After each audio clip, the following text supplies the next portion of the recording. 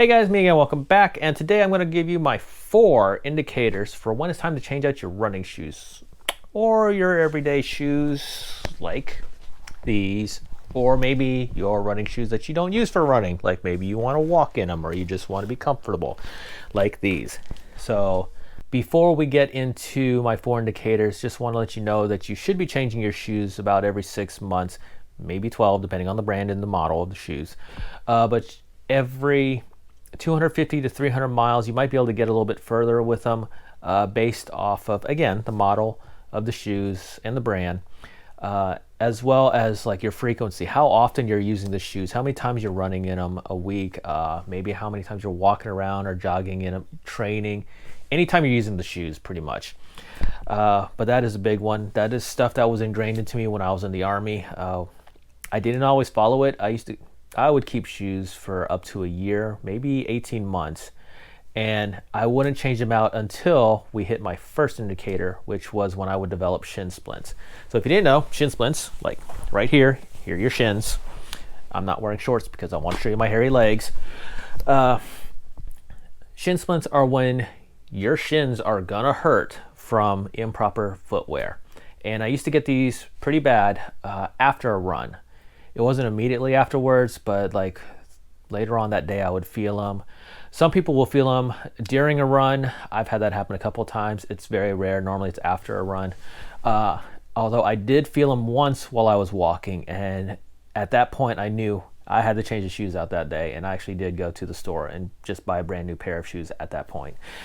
But my On Cloud Flyer, these are the shoes, the last pair of shoes that I've had where I developed shin splints.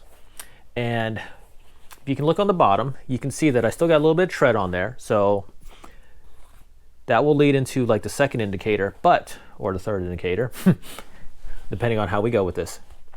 But I knew that I had to replace these, and I would have replaced them with other On Cloud Flyers because I absolutely love this model of shoes. But I wanted to try out, whoa, I'm just dropping shoes, throwing them all over the place. But I wanted to try out other brands or other models with them because I do love the On brand, I do love the On running band.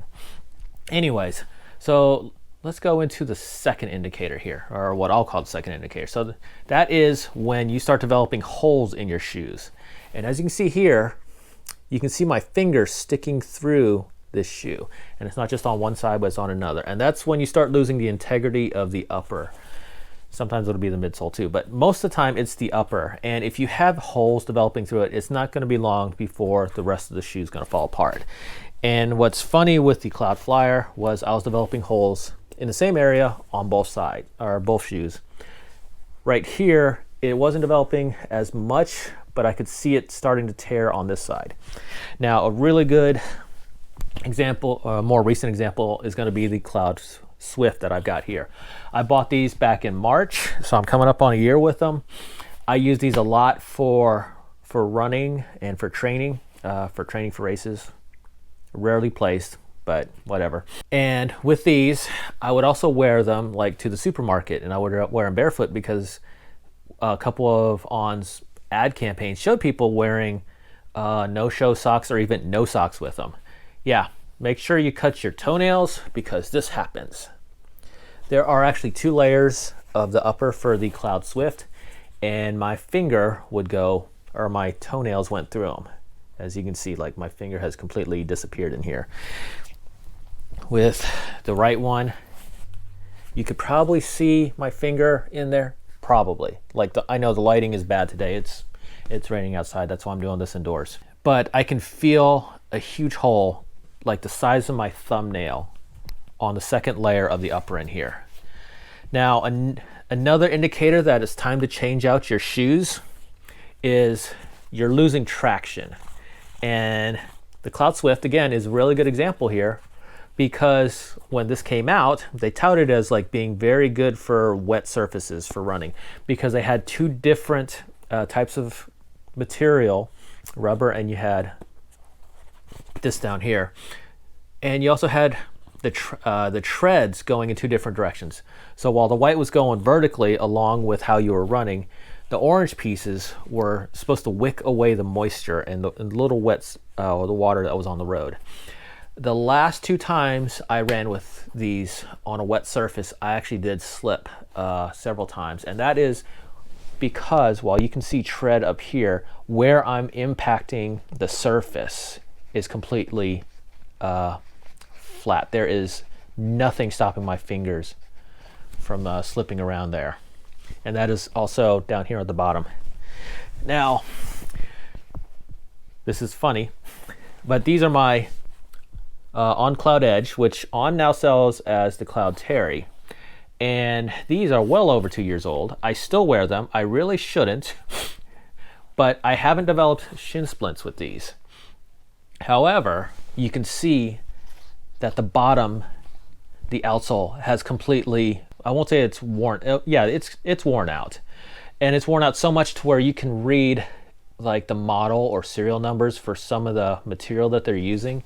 And that's not a good thing. So I really should stop wearing these shoes because they're just gonna fall apart at some point. But they're so well made because I don't have any holes on the top. And these are shoes that I wore barefoot as well, quite a bit. But the 4th indicator, and this is, I don't have an example of it actually to show you guys, but if I was to take out the insole for the Cloud Edge, or Cloudterra, I don't know what I want to keep calling it these days. On does a real good job making these shoes, but there is this protective layer over the midsole that they stitched in. And if I was able to pull that away, I would be able to touch the midsole and I would try to feel if it is like crumbling. And I've had this happen a couple times with my Nike shoes and with my Reeboks when I used to run in those, where I would take out the insole and I could feel the rubber or whatever the material was inside like just give way. And that is a big indicator right there that you should change it out, because shin splints aren't going to be far behind. Your shoes should not give you pain. Your treads should be really good, so that way they can grip the surface. I can actually feel resistance as I'm like running my fingers down here. And I left my On Cloud shoes here dirty, so that way you can see the treads and you can see the texture here. So that way you know to have like what a good pair of shoes should be. And then just to have the Ultra Boost up here.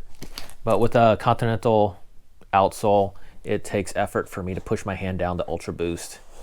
And that is a good indicator that these are going to last a while. I've got to make sure that I do wear socks with these. So make sure you wear socks with your shoes as well. Don't go barefoot in them unless absolutely necessary. But that is what I've got. If you have any questions on any indicators for when you should change out your running shoes, go ahead and put a comment down below. If you like what I do, go ahead, comment, like, subscribe, share, all that good stuff. Till next time, bye guys.